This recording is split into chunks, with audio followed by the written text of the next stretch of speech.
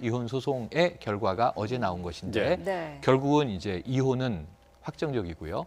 그리고 양육권은 엄마 이부진 사장이 가져갔고요. 대신 이무재 전 고문 남편 쪽은 86억 원의 이제 어떤 그 헤어지면서 재산 분할을 받는다 이렇게 결정이 나서 지금 다 항소하는 것으로 이야기가 되고 있는 것으로 보여집니다. 네.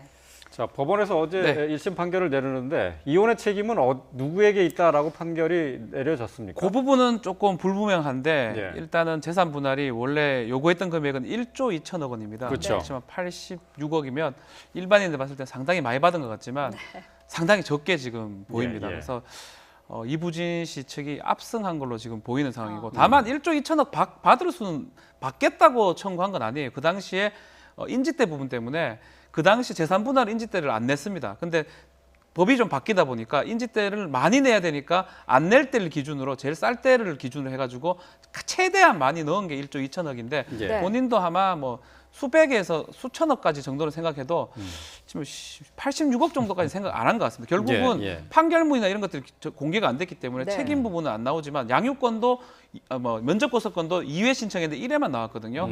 아마 이무재 씨 측에서 책임이 많다라는 취지가 아닐까라고 추측이 가능한 부분입니다. 예. 네. 말씀하신 것처럼 지금 아빠의 입장에서 양육권이라든지 면접 교섭권이 본인이 원하는 것만큼 안 나온 부분에 대해서 네. 좀 불만이 굉장히 있는 것 같아요. 굉장히 크죠. 우선 뭐 지금 그 박 변호사님 얘기처럼 그 금액 부분에 대한 불만도 있겠지만 이 이무재 전 고문도 뭐 돈을 당장 명분으로 내세우는 건 아닙니다. 네. 특히 이제 아이 문제가 큰데요. 그동안 아까 눈물의 인터뷰를 해왔다 말씀드렸다시피 네. 이번에도 마찬가지인데 자신의 아이이기도 하죠. 사실 재벌가의 손주이기도 하지만 네. 그래서 이 평범한 보통의 삶을 좀 우리 아이에게 가르쳐주고 싶다.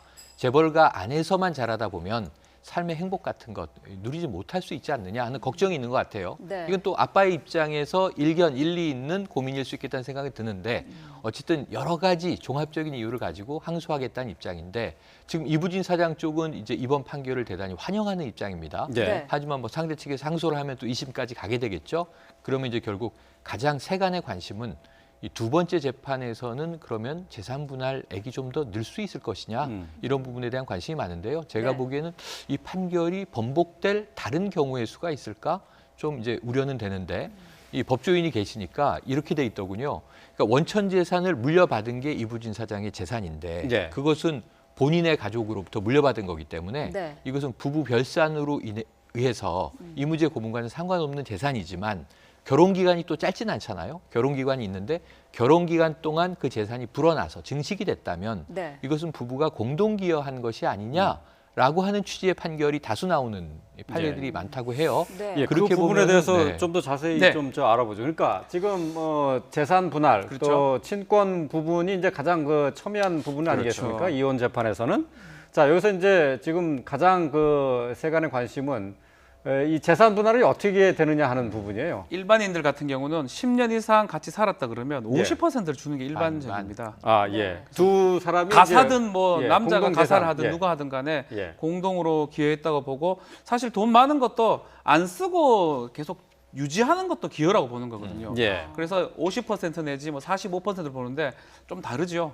누가 더 이조입니다. 많이 벌었느냐 이건 상관없는 안 따지면 건가요? 일반 사람들 따지지 않습니다. 아, 그렇지만 예. 지금은 다릅니다. 우리나라 최대 그룹 기업의 하나고 이러기 때문에 2조를 반 나누기는 사실 어렵고 예. 기여도를 산정을 하는데 기여도를 퍼센트와 매깁니다. 특히 예. 선대에서 물려받았던 부분하고 이런 것들을 따져보니까 아마 기여도가 막 몇 퍼센트 정도밖에 안 된 것 같아요. 10% 미만으로 보입니다. 예. 네. 법원에서는 여러 가지를 봤는데 일반적인 부부랑은 다르게 판단한 걸로 보입니다. 그래서 기여도 부분이 떨어져서 결국은 86억 정도로 책정한 것으로 보입니다. 제가 궁금한 거는 그 지금 말씀하신 게 이제 보통 10년 이상인 네. 경우를 말씀하셨잖아요. 근데 그 결혼 생활이 유지된 기간을 어떻게 보느냐 하는 것도 그 그렇죠. 관심사항일 것 같아요. 네. 99년에 결혼을 했고 2007년에 별거를 시작했어요.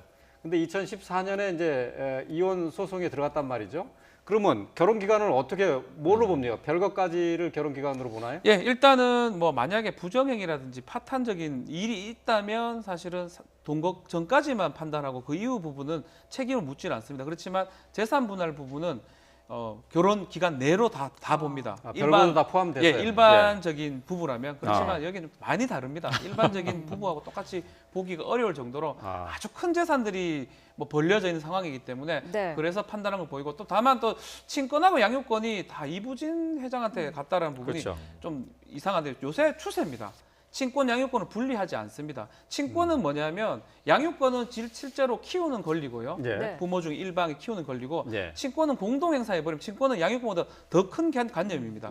법정 대리인데 예를 들어서 아이가 외국에 유학을 간다 할 때 예. 친권을 공동 행사하면 이혼한 아버지나 이혼한 어머니한테 동의를 받아야 됩니다. 그러니까 그런 어떤 불편함이 좀 있기 때문에 최근에 와서는 뭐 굳이 원한다면 친권을 공동으로 주지만 원하지 않는다면 친권 양육권을 일방한테 줘버리고요.